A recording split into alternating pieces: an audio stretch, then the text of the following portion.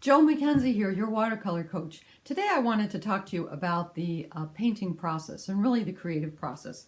If you're a creative and if you're watching this channel, you probably are, you're familiar with a book called Drawing on the Right Side of the Brain. If not, go to your library and check it out. It's a really good book. It's been around for a long time and it has different exercises in it that talk about how you shift from processing with one side of your brain to the other side of your brain.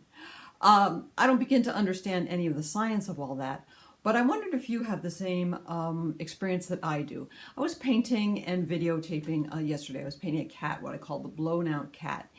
And I realized that I reached a point where I could feel the shift from sort of logical problem solving, almost like ticking off the boxes to do this, remember this, remember this, remember this.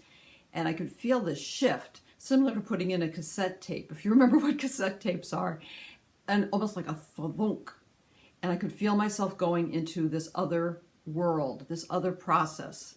And I know I was working intuitively at that point. I know I was also making logical decisions, but they were coming from some place, some completely nonverbal place.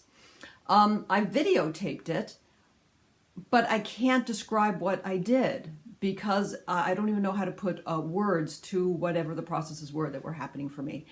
And that is a wonderful thing when it happens in painting. It's such an oasis. It's such a complete vacation from the world as we know it. I call it my happy place, and painting is probably the only place that I get there.